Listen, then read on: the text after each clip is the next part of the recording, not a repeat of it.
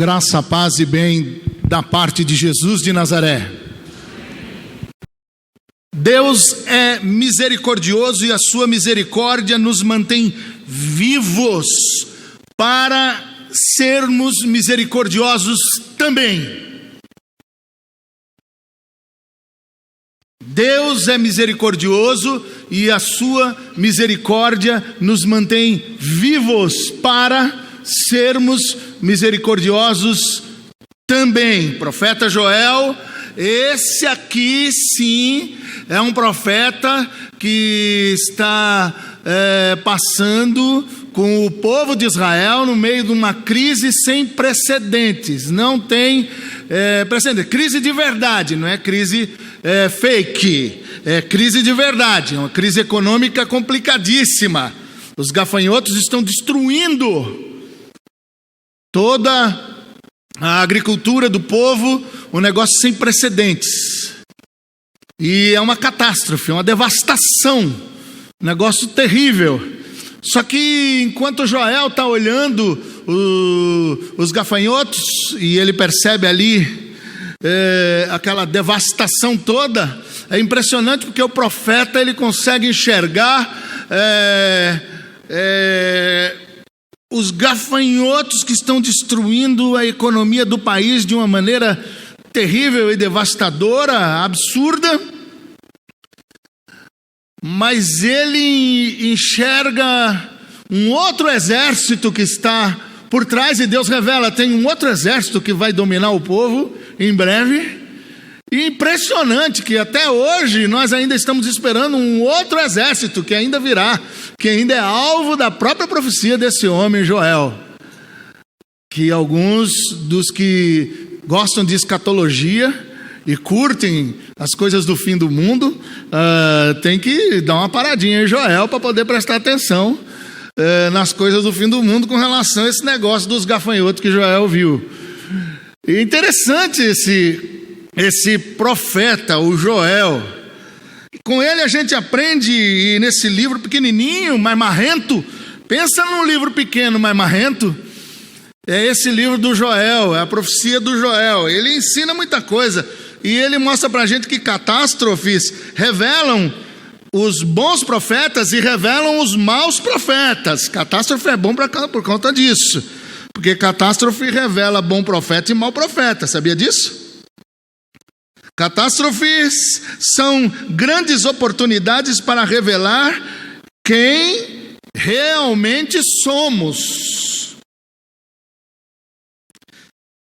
Catástrofes são usadas pelos profetas de Deus para que todos saibam que são responsáveis pelas próprias decisões.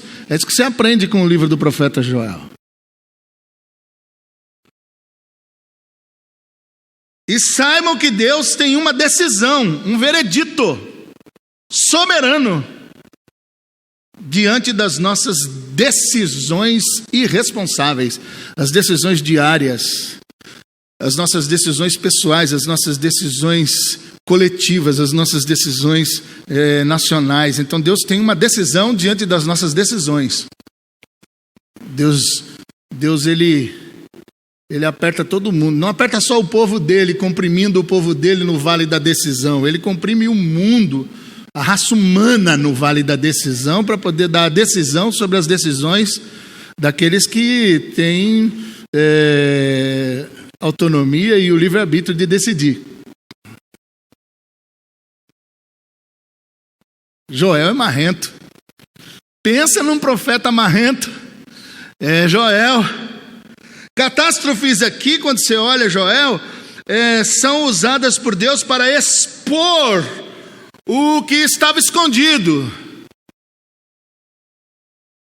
Expor o que estava escondido na rotina. Expor o que estava escondido na preocupação dos afazeres. Expor o que estava escondido no jeito de viver no automático. Expor o que estava escondido na normose.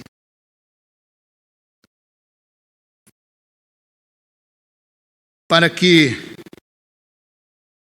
a gente desperte, para que a gente acorde, para que a gente se arrependa e para que a gente volte para o Senhor.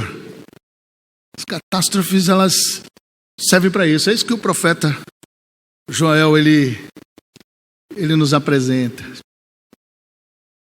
Vá lá para o capítulo 2. Dê uma olhada no versículo 13. E é por isso que ele fala de um jeito extraordinário. Joel 2, 13. Olha só.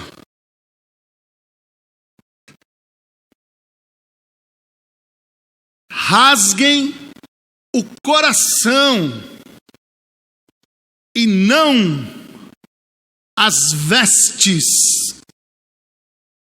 Voltem-se para o Senhor, para o seu Deus, pois Ele é misericordioso e compassivo, muito paciente e cheio de amor. E alguns ficam chateados com essas frases que estão na Bíblia. Eu não fico nem um pouquinho. Arrepende-se. Deus se arrepende. Vou falar de novo para você que fica chateado com essas frases na Bíblia. Ó. Arrepende-se e não envia a desgraça. E não envia a desgraça. Eugene Peterson, na Bíblia, a mensagem, ele diz assim, olha, mudem sua vida, não só sua roupa. Voltem para o eterno, seu Deus. E aqui está a razão. Deus é bom e misericordioso. Ele respira fundo. Olha que expressão bacana. Ele respira fundo. Tolera muita coisa. Esse Deus tão paciente, exagerado no amor, sempre disposto a cancelar a catástrofe. Você imagina aquela coisa que você está com seu filho, que seu filho passou do limite, e aí você, para não fazer nada além do limite, para você não corrigir com raiva, aí você vira e faz o quê? Dá aquela respirada e dá uma aliviada para não, né? Para depois, só depois voltar a conversar. É isso aí, Deus respira fundo com a gente. Ainda bem que Deus respira fundo com a gente. Eu dou tanto graças a Deus porque Deus respira fundo comigo, meus irmãos. Mas aí o profeta, ele começa dizendo o seguinte: olha, pessoal, vocês são ótimos em rasgar vestes. Isso é sensacional.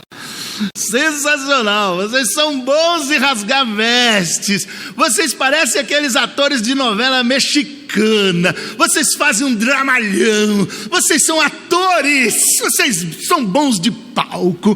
Vocês são bons de novela. Vocês são ótimos de fazer cena.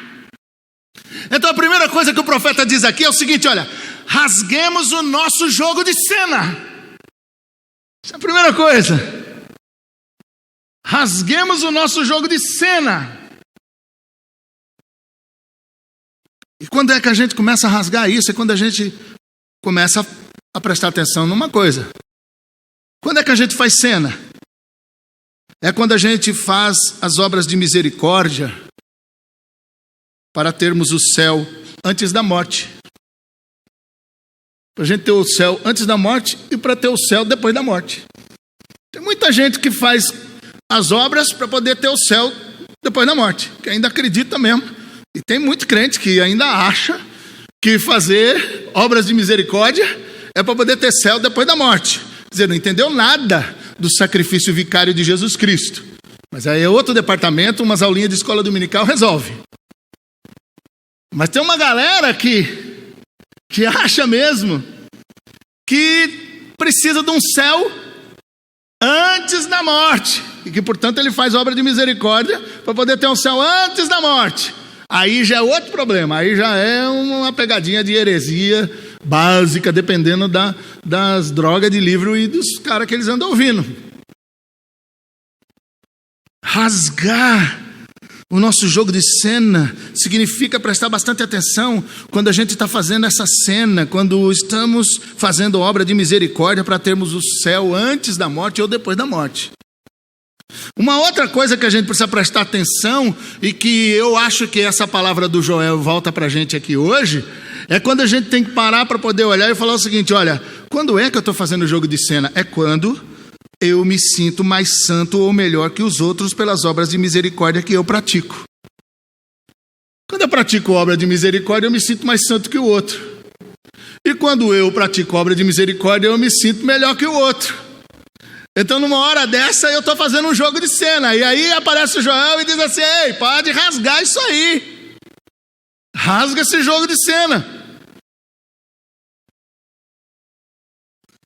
Ou quando eu lucro politicamente com as obras de misericórdia. Quando eu, na verdade, estou fazendo a obra de misericórdia para poder ter algum lucro político. É outro jogo de cena. Ou quando eu lucro financeiramente com as obras de misericórdia, o que é possível também. Eu faço a obra de misericórdia porque isso vai me dar também um lucro financeiro. Acontece muito no mundo corporativo. Uma empresa que sabe trabalhar direitinho esse lado, ela consegue melhorar muito mais o seu lucro.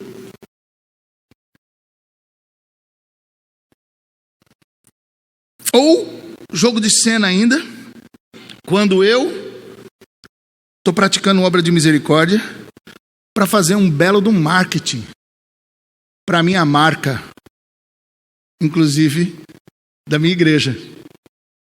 Porque é uma espécie de uma maneira de eu também dar uma limpada naquilo que eu ando, no meu jeito de fazer igreja. Está entendendo o que eu estou falando? O meu jeito de fazer igreja, aí eu mostro uns camaradas que eu estou ajudando a tirar das drogas. Entendeu? Ou para justificar um pouco a forma como eu estou agindo. Aí eu faço obra de misericórdia. E aí chega o profeta Joel e diz assim: nananina não. Trate de rasgar esse seu jogo de cena. Porque essa brincadeirinha de me engana que eu gosto, o Senhor está vendo. O Senhor está vendo. Joel, ele é ótimo porque ele já chega dando voadora. Já chega dando voadora. Ele já chega dando voadora. Aqui, ó, não tem conversa com o Eterno. O Eterno sabe que nós somos bons de fazer jogo de cena. Sabe? De fazer. Porque esse negócio da misericórdia, das obras de misericórdia, tem um lance é um paradoxo que a gente tem que pedir muito a ajuda do Espírito Santo de Deus. Sabe por quê? Porque ao nos esquecermos de nós mesmos, quando agirmos sem pensar em benefício próprio, olha como é interessante isso que eu vou falar. Quando nós estamos agindo, praticando obras de misericórdia, sem pensar em benefício próprio, para nos dedicarmos ao próximo,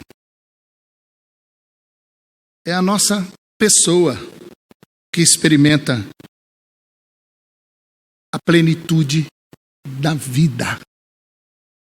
Quando nós levantamos o caído, somos nós que experimentamos um júbilo que a gente não consegue explicar.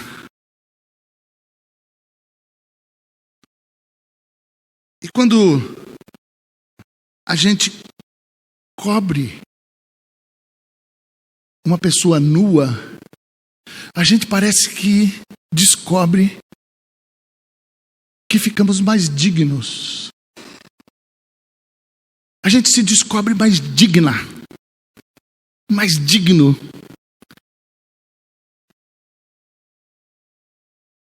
Quando eu dou sou eu que enriqueço. É o paradoxo das obras de misericórdia feito com a motivação correta. Quando eu me volto para o doente, sou eu que me curo.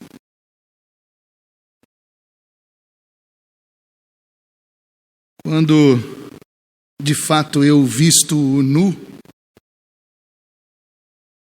eu me sinto mais digno. Você sabe que no Novo Testamento nós encontramos 3 palavras gregas para poder expressar o ser misericordioso. E a primeira palavra, ela é uma palavra que não dá para poder falar delas sem ser exagerado. É uma palavra que tem a ver com estar comovido até o fundo das entranhas. Tem a ver com rasgar o coração. Tem a ver com abrir o peito e mostrar o fundo da alma, o fundo das entranhas. Ser misericordioso significa rasgar o coração para o outro e mostrar o pulsar das vísceras. Isso é ser misericordioso. Essa é uma palavra que explica um pouco essa expressão ser misericordioso. A outra palavra no Novo Testamento para ser misericordioso tem a ver com dedicação emocional. Dedicação emocional, carregada de emoção. Tem a ver com ação, movimento misericordioso, movimento misericordioso. Não há espaço para congelamento e estática. É movimento misericordioso. Tem a ver com aproximar-se, tem a ver com inclinar-se. E uma outra palavra que tem a ver com empatia, tem a ver com postura correta, tem a ver com sensibilidade, tem a ver com atitude. São essas 3 palavras que aparecem no Novo Testamento para essa expressão ser misericordioso. Essa primeira palavra, rasgar, se você for olhar a Bíblia, você não consegue olhar para isso sem deixar o seu coração quase sair pela boca. Você não consegue parar para pensar e meditar. Lá, quando nem tempo e nem espaço existia, senão tão somente a Trindade, o Pai, o Filho e o Espírito Santo, em amizade eterna, dançando eternamente. Quando decidem criar, e antes de decidir criar o Cordeiro, então, não se sabe como, de que jeito, como é que isso acontece, como é que é isso? O Cordeiro é morto antes da fundação do mundo. Ali nós poderíamos dizer, sem medo de errar, que Deus, o Eterno, Todo-Poderoso, rasgou o coração antes da fundação do mundo. As vísceras da Trindade foram expostas quando o Cordeiro de Deus foi morto antes da fundação do mundo. Não há como olhar para isso sem ficar cheio de temor.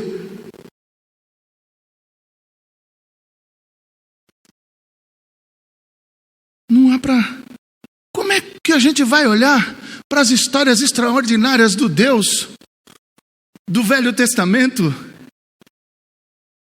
na saga humana, apontando para a história do Messias que viria, de um Deus que acompanha o ser humano, naquelas histórias extraordinárias de quem leu a Bíblia e acompanhou as Escrituras, de um Deus que acompanha o ser humano, de um Deus que vela pelo Messias que haveria de vir. Um Deus com um coração o tempo todo cheio de misericórdia, porque quem olha para o Velho Testamento e não consegue enxergar que Deus é cheio de misericórdia, porque não leu a Bíblia direito, ou pelo menos não entendeu nada ainda, porque Deus é cheio de misericórdia. Davi entendeu isso, os salmos estão carregados disso. Deus é cheio de misericórdia. Tem um salmo que o tempo todo diz o quê? É a sua misericórdia dura para sempre. E a sua misericórdia dura para sempre. E a sua misericórdia dura para sempre. Esse Deus cheio de misericórdia, esse Deus de coração rasgado. Aí você chega no Novo Testamento, Jesus conta a história. E não tem coisa mais gostosa do que ouvir uma história boa. Não tem coisa mais gostosa do que ouvir uma história muito bem contada, não tem? Aquelas histórias que quando você ouve, já ouviu história bem contada pela avó, história bem contada pelo vô, história bem contada pelo pai, história bem contada por aquele velhinho da esquina. Já ouviu história bem contada? Aquela história que quando terminam de contar, tu começa a chorar. Tu já chorou por uma história bem contada? Já, eu já. Imagina Jesus contando história.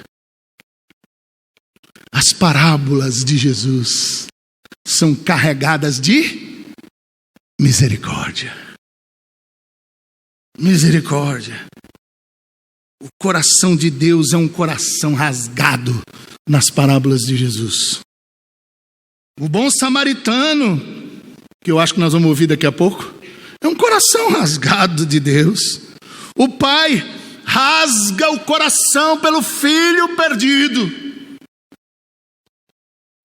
Jesus de Nazaré, diante do leproso, você vê Deus com o coração rasgado, com as vísceras expostas.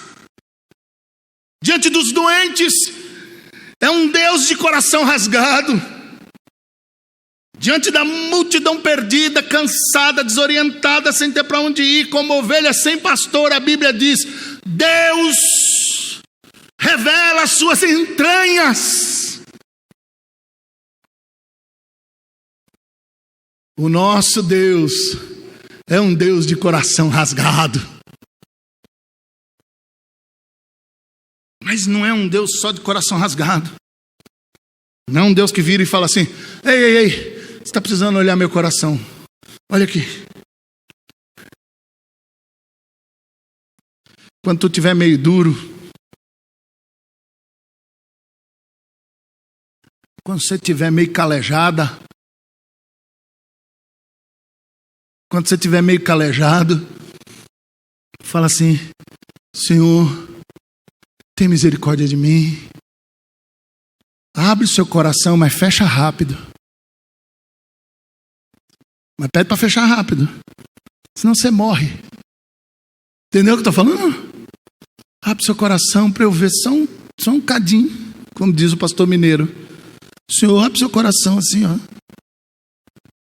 Mas fecha rápido, porque eu quero ver só um pouquinho. Só um pouquinho. Que eu ando muito duro.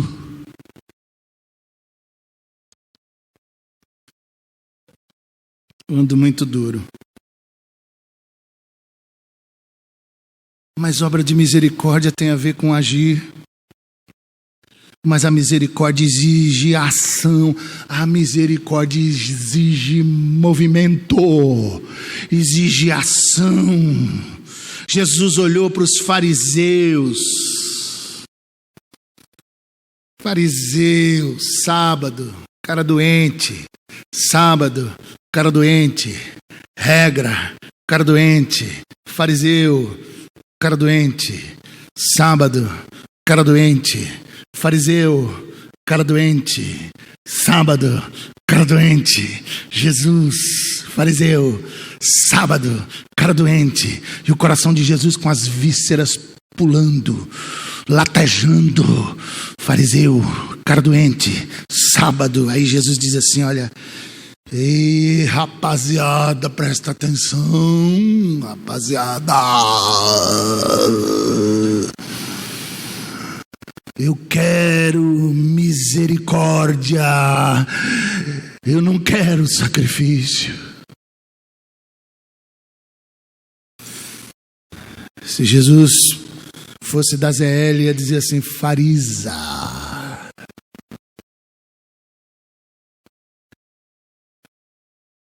Mais miserica, farisa.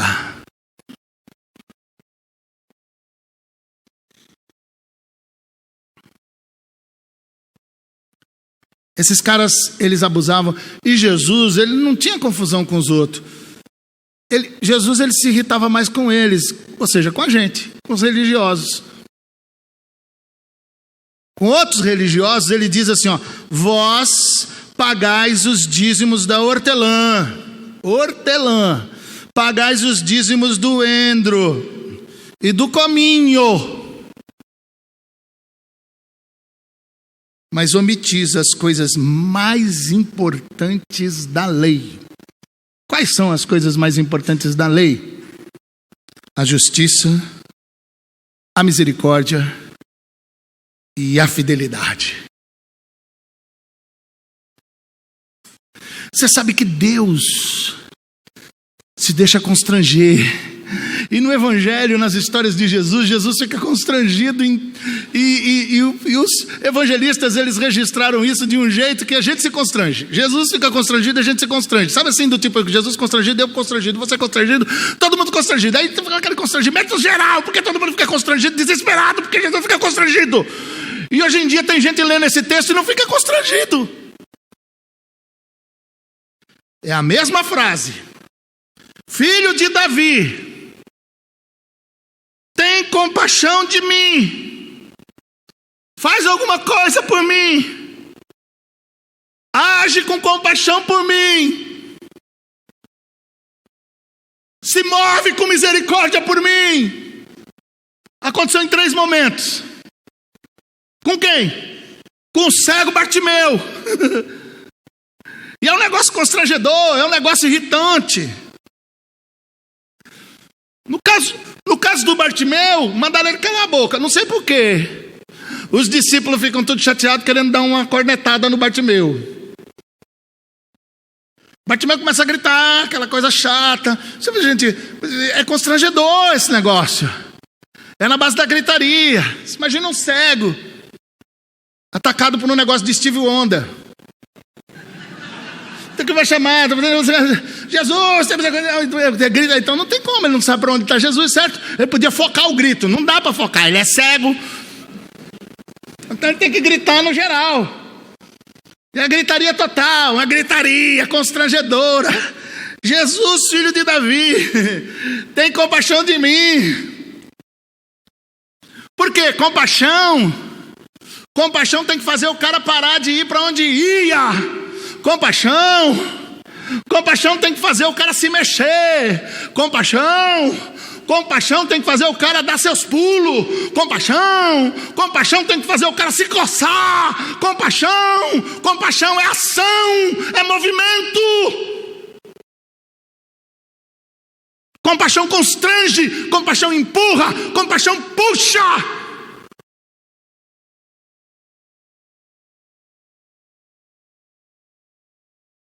Compaixão é um negócio tão sério que puxou Deus Filho da eternidade e encarnou. O Verbo se fez carne e habitou entre nós, e vimos a sua glória, cheio de graça e de verdade. Aleluia, aleluia. Porque a compaixão puxa, a compaixão move, a compaixão arranca até Deus do lugar.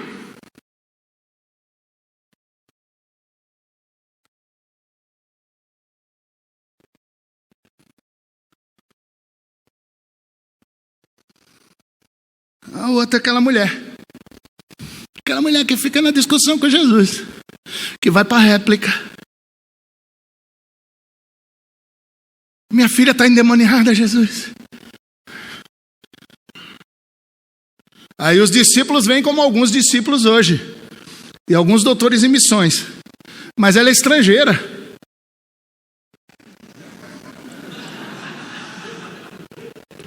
Mesma coisa. Tende piedade de nós. Não, mesma coisa a frase só. Tende piedade de mim. Minha filha está endemoniada. E a Bíblia diz que ela estava gritando. Imagina. Aí os discípulos, essa mulher histérica, gritando, essa histérica gritando, se coloca no lugar dela, né? Ela não está na Bíblia, mas devia estar. Pimenta nos olhos dos outros é refresco. Amém.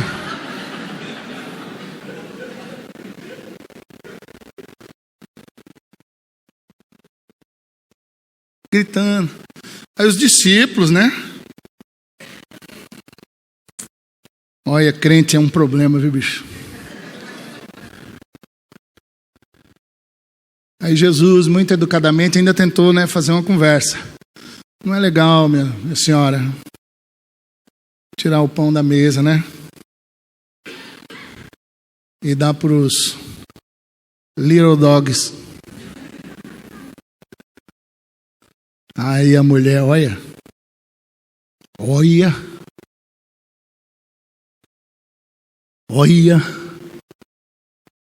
É verdade, Senhor.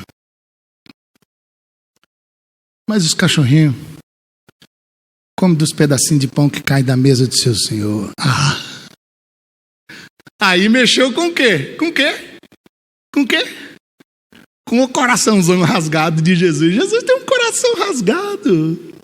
Mexeu, mas não podia. Aí o coração de Jesus fez o quê? Abriu e fechou logo. Foi o suficiente para o quê? Curar a menina. Não é maravilhoso isso? Aleluia. Que coisa extraordinária. Aleluia. Os discípulos queriam ficar no Monte da Transfiguração. Vamos fazer as cabanas. Não precisamos de cabana não, a gente fica aqui, olha, do Monte da Transfiguração. Engraçado, porque só queria ficar os 3. Os outros discípulos podem ficar lá para baixo, no Vale dos Endemoniados. A gente fica aqui, larga os caras para lá, isso aqui e tal. Deus figura, porque imagina que conferência. Tudo transfigurado. Aí desceu, tá lá o filho. A mesma coisa, constrangedora. A mesma frase. Tem compaixão. Fiz Davi, tem compaixão do meu filho. Epilético. Ele se bate todinho. E é jogado do fogo. Tem misericórdia.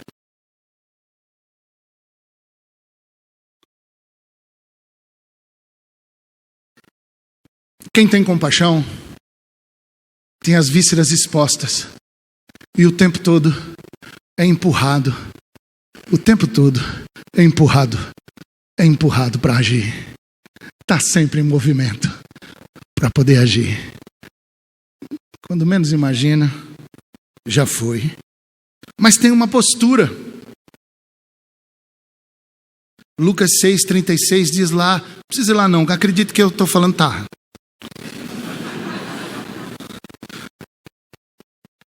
Sede misericordiosos como vosso Pai é misericordioso. Sede misericordiosos como vosso Pai é misericordioso.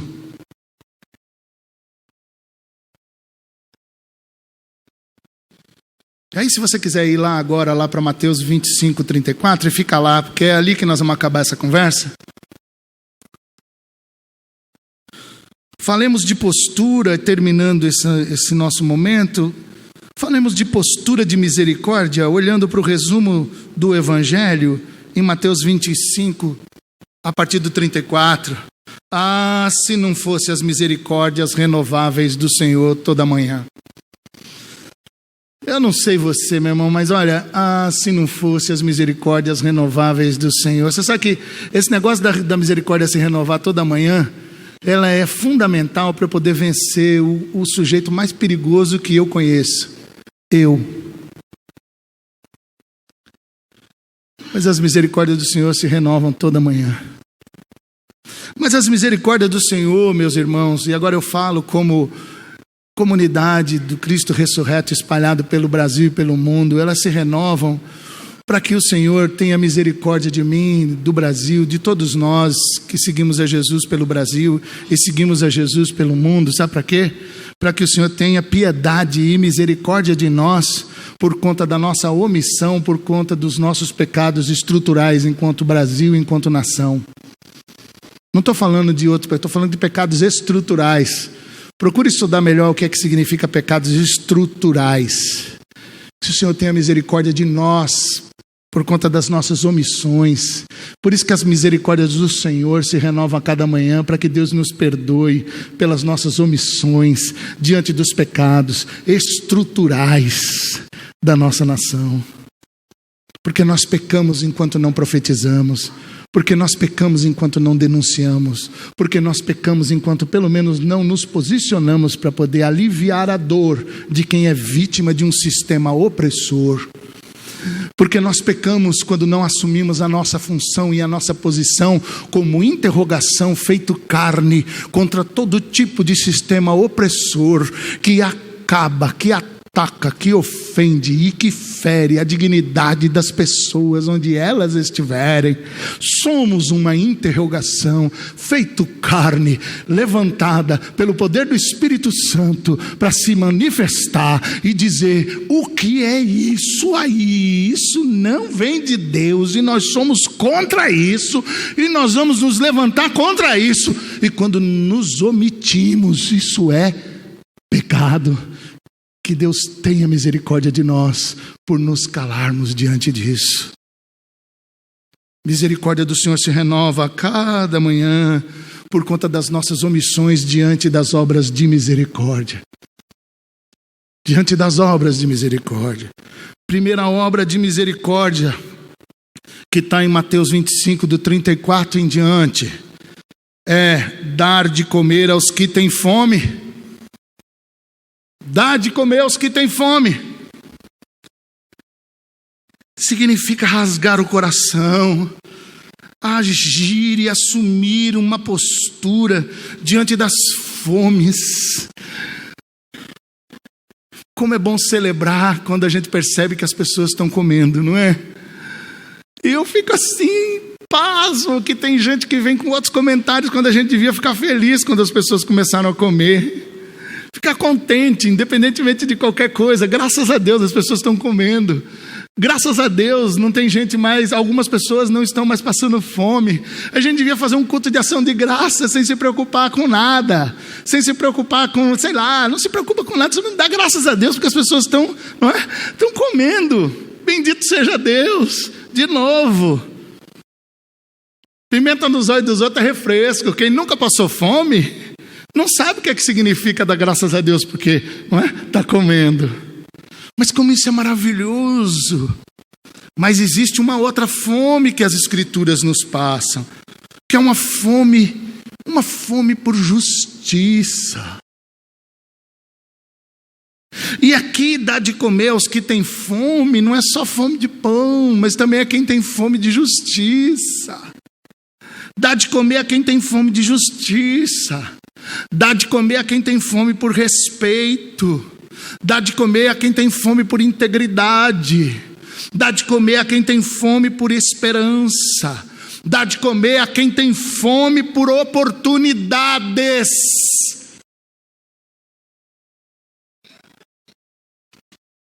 Dai vós de comer. Tomás de Aquino disse: justiça sem compaixão é crueldade. Misericórdia sem justiça é a mãe da dissolução. Vou repetir. Justiça sem compaixão é crueldade. Misericórdia sem justiça é a mãe da dissolução. A segunda obra da misericórdia, meus irmãos, é dar de beber aos que têm sede. É rasgar o coração. É agir e assumir uma postura diante das sedes. Você sabe que a água é um bem comum que estão tentando privatizar no mundo todo, e estão fazendo o mesmo joguinho no Brasil. E dar de beber significa denunciar isso de maneira corajosa. Dar de beber significa preservar as nascentes, preservar as matas. Dar de beber significa lutar contra o desmatamento, se posicionar contra isso. Isso é dar de beber a quem tem sede, sim. Mas dar de beber significa lutar, sim, lutar para que tenhamos saneamento básico para todos e todas, e não somente para os bacanas e nos bairros dos bacanas.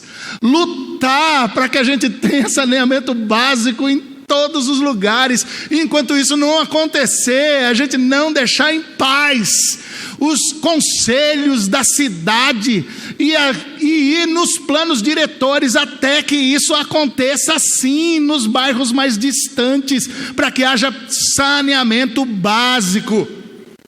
Mas muitas vezes a gente só entra nisso aí e termina esquecendo, porque a gente é pendular. A gente uma hora vai para um extremo e esquece do outro. A gente começa a lutar por isso, lutar por aquelas coisas, por políticas públicas, e aí a gente corre no risco de esquecer uma outra coisa, de apresentar Jesus, a água da vida. Dar de beber a quem tem sede significa entender que existe uma sede, que não é essa água do saneamento básico que vai suprir, mas é Jesus. É falar sim de Jesus, é anunciar Jesus com carinho, com dedicação, com sabedoria, pregar o evangelho. Se for preciso, use palavras, mas não significa que você não vai usar palavras. Essa frase, prega o evangelho, se for preciso, use palavras, não significa que não é para você usar palavras nunca mais. As pessoas, elas são exageradas, extremadas. Primeiro elas estão num lugar onde elas querem só ficar pregando o evangelho para poder fazer um evangelho, sabe assim, do tipo, que nós só vamos agora salvar a alma para Jesus. Eles querem ganhar todo mundo para poder salvar fantasminha. Eles querem encher a igreja de Gasparzinho. Mas depois eles vão para o outro extremo e aí não prega mais o evangelho. Não, nós precisamos sim de saneamento básico, mas nós precisamos que as pessoas venham a nascer de novo, e precisamos que as pessoas venham conhecer Jesus como o único e suficiente Salvador da vida deles, e que eles possam beber da água da vida para a glória e honra do nome de Jesus. E isso daí é o velho jeitão que a Leleia sabe fazer, e que você também sabe, falar de Jesus. A terceira obra da misericórdia é vestir os nus.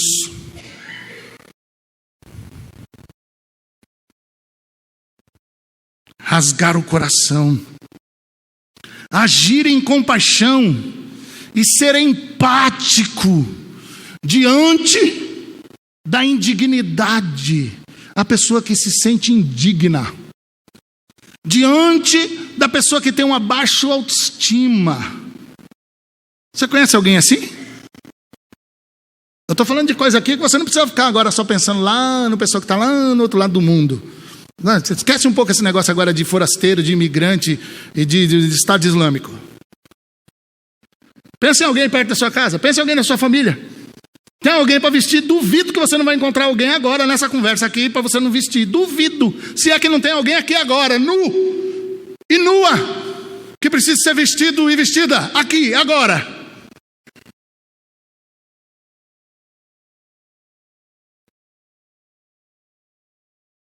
Diante de uma pessoa que tem um sentimento, uma falta de valor. Ser empático. Vestir uma pessoa que é vítima de preconceito.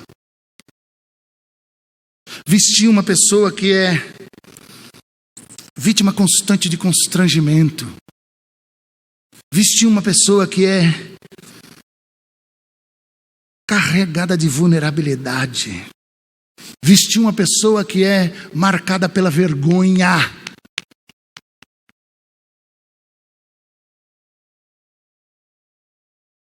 A terceira obra de misericórdia significa que chegou o povo que está dizendo: chega de vergonha, chega de exposição.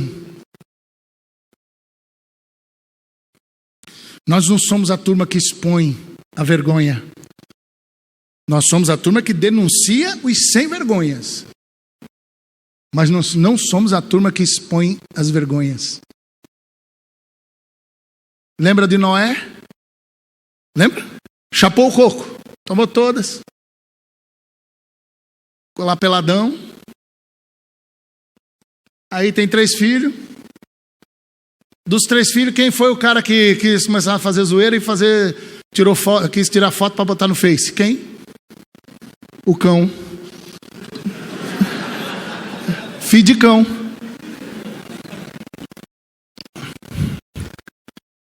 O cara foi lá tirar Face ainda assim, ó. Os outros 2 ainda foram lá cobrir. Tem um quadro muito bonito que mostra um pouco a cena, né? Eles vindo assim para poder cobrir sem olhar. O outro para poder expor. Não, nós somos uma turma que veste. Nós não somos uma turma que expõe. Nós somos uma turma que veste, nós somos uma turma que expõe. Você já imaginou se nós como igreja brasileira começássemos a nos levantar com uma disposição extraordinária para nos unirmos com os movimentos sociais em busca das ferramentas que nós temos na Constituição Federativa do Brasil, para começarmos a lutar, para poder vestir as pessoas que estão marcadas pela vulnerabilidade social e que estão pelos rincões do nosso Brasil, para que elas possam ser vestidas dos seus direitos, para que elas possam ser vestidas dos seus deveres, para que elas possam ser vestidas da sua dignidade, para que elas possam ser vestidas da sua beleza, elas possam ser vestidas e a gente possa dizer chega de vergonha, para que a gente possa dizer e falar para elas o seguinte: fique na sua posição digna, como todos podem e devem viver, para que você tenha direito de voz, para poder falar, para que você tenha a chance de poder viver do jeito que tem que viver. Vestir aquele que é nu significa conferir aquilo que lhe é direito. O que lhe é direito é não passar vergonha, não ser exposto nem ser exposta. A obra de misericórdia significa vestir. Vestir. Você sabe que roupa confere status também. Vestir. Que Deus nos ajude a entender. O jornalista me perguntou outro dia, falou assim: qual que seria o perfil mais exato para você de uma pessoa que está em extrema vulnerabilidade? Aí eu falei assim: mas eu tenho que fechar um perfil só? Ele falou assim: numa expressão só. Eu falei assim: mulher, negra, idosa, mais de 70 anos, deficiente e homossexual.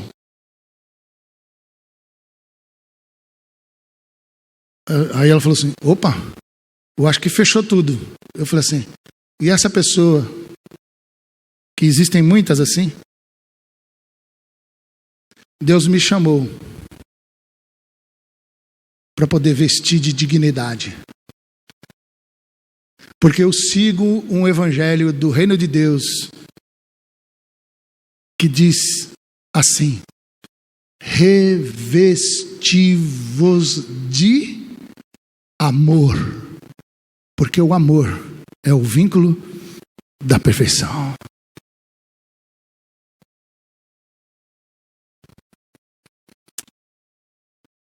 A quarta obra da misericórdia é acolher os forasteiros. Se você ouviu o Marcos Freitas ontem aqui, e hoje de manhã a gente conversando aqui, procure depois saber o que é que foi dito aqui. Já foi o suficiente. Jesus mandou acolher. Se isso não basta para você, vá até a lei mosaica. Se isso não basta para você, preste atenção nas repetições no Velho Testamento todo. Se isso não basta para você, preste atenção. Jesus ele teve que sair e foi para o Egito. Se isso não basta para você, pelo amor de Deus, leia a Bíblia toda nos mandamentos dos apóstolos. Se isso não basta para você, veja o que Paulo diz.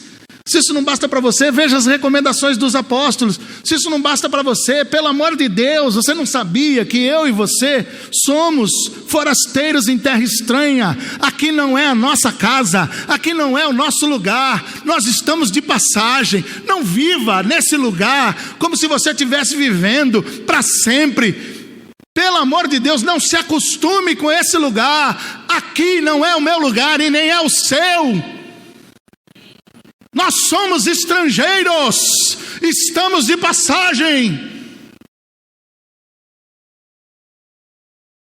Mas se nada disso bastasse, se Jesus falou e você diz que segue Jesus, obedeça a Jesus. Ele falou para acolher, acolha, e ponto final. Não consigo entender, rapaz. O cara diz que é cristão, o cristão manda, ele não fala. Pelo amor de Deus, não está na Bíblia, mas devia estar. Manda quem pode, obedece quem tem juízo, dá paciência. All right. A quinta obra de misericórdia é dar assistência aos presos. E não vem me enganar não, porque dar assistência aos presos é muito mais do que fazer pastoral carcerária, tá? Não é que beleza fazer pastoral carcerária, é uma bênção. Mas dar assistência ao preso é muito mais que isso. Dar assistência ao preso é se colocar no lugar do preso. Tem muita gente que faz pastoral carcerária e faz um ministério maravilhoso, por quê? Porque se coloca no lugar do preso. Como se fosse preso, porque já pensou como se ele tivesse sido preso. É por isso que o ministério floresce. E interessante, Jesus não manda a gente condenar e nem absolver. Interessante isso. Jesus só fala o seguinte, o quê? Dê assistência. Dê assistência. Jesus não diz assim, ó, vai lá agora e acredita que eles são inocentes. Está escrito isso aqui? Não. Mas também Jesus não diz lá, ó, vai lá e diz que o cara fez mesmo. É isso que ele manda? Não, Jesus diz o quê? Vai lá, rapaz, dá assistência. Dá assistência pro camarada. E hoje em dia, rapaz, o que tem de crente que faz parte dessa pesquisa que saiu no Brasil agora, onde um monte de crente dizendo, olha que frase maravilhosa, crente falando, bandido bom é bandido morto. Ô glória, é para glorificar em pé, né, igreja? Que coisa linda, seguidor de Jesus de Nazaré, bandido bom é bandido morto. Ô benção. Aí eu fico pensando, a gente não poderia ter uma outra proposta? Jesus, ele foi preso e morto entre bandidos. Aí tinha uma meme agora no Face, engraçada, onde tinha um desenho de Jesus, um cara desenhou Jesus, desenhou um bandido assim. Aí tá lá Jesus e Jesus vira e fala assim, Pai, perdoa porque eles não sabem o que fazem. Aí o desenho, o chargista, colocou um balãozinho com a frase no bandido, dizendo o seguinte, todo nervoso, que nem os crentes de hoje, tudo bravo, tudo babando, cuspindo fogo, endemoniado. Assim, aí olhou para Jesus, virou e falou assim, tá com dó? Leva para casa. Leva para casa. O pior é isso, né? Jesus falou assim, Pai, perdoa-os porque não sabe o que faz, né? E se arrependerem mesmo, para onde que ele vai levar mesmo? Para onde?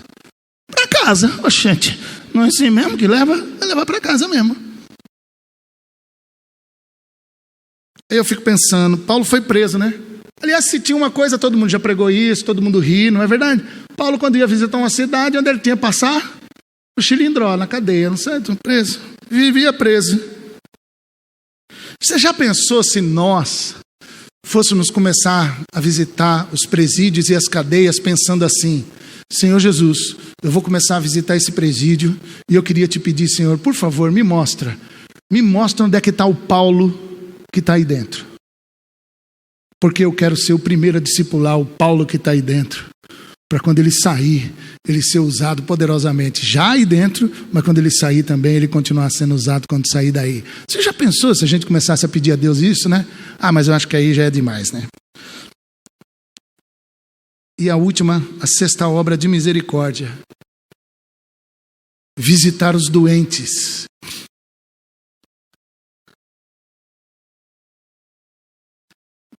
Tem gente que fala para mim que visitar doente é dom.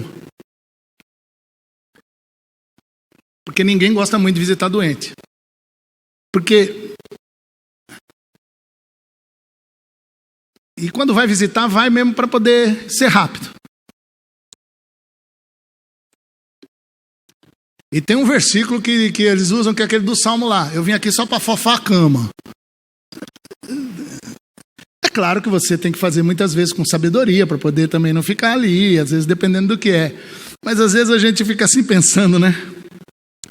Aqui essa palavra visitar o doente significa prestar atenção.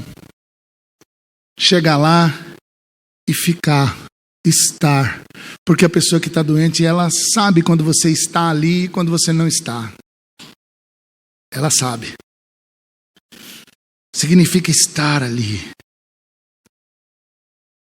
Significa, quando você olhar para a pessoa, você ter a capacidade de ver a si mesmo quando você está vendo aquela pessoa. Significa sentir. Significa doer. Significa doer com. Significa ficar ali até você se contaminar de compaixão. Entendeu? Doer com. Visitei. Senti a dor. Compaixão. Já viu aquela frase que você fala assim, puxa, fui visitar aquele irmão, eu que fui visitado, ele que... Não é? É verdade. Por quê?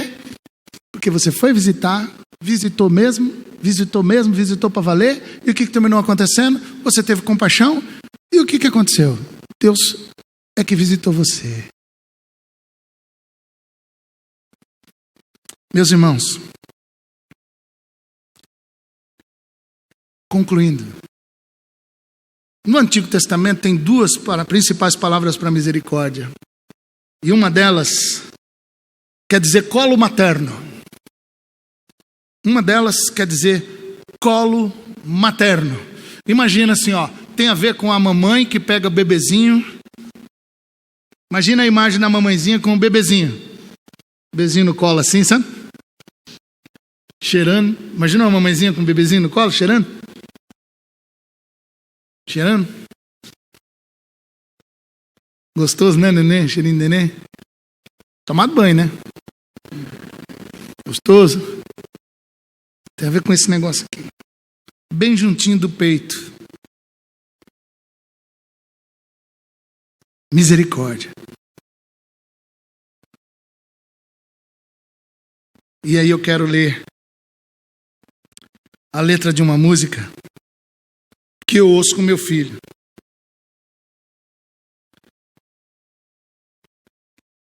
A Babilônia é cinza e neon, eu sei. Meu melhor amigo tem sido o som, ok. Tanto karma lembra Margedon, orei. Busco vida nova tipo ultrassom, achei. Cidades são aldeias mortas, desafio nonsense. Competição em vão, que ninguém vence. Pense num formigueiro, vai mal. Quando pessoas viram coisas, cabeças viram degraus. Passarinhos soltos a voar, dispostos a achar um ninho, nem que seja no peito um do outro. Passarinhos soltos a voar, dispostos a achar um ninho, nem que seja no peito um do outro. Emicida. Deus, meus irmãos, é misericordioso. E a sua misericórdia nos mantém vivos para sermos misericordiosos também. Pessoas que vão andar com o peito rasgado e dispostos e dispostas a qualquer momento, se mover, se movimentar. E isso pode acontecer agora, hoje, em casa, no trabalho, na escola. Presta atenção, presta atenção, presta atenção. Esteja disposto a encontrar um ninho. A encontrar um ninho. Nem que seja no peito um do outro. Amém.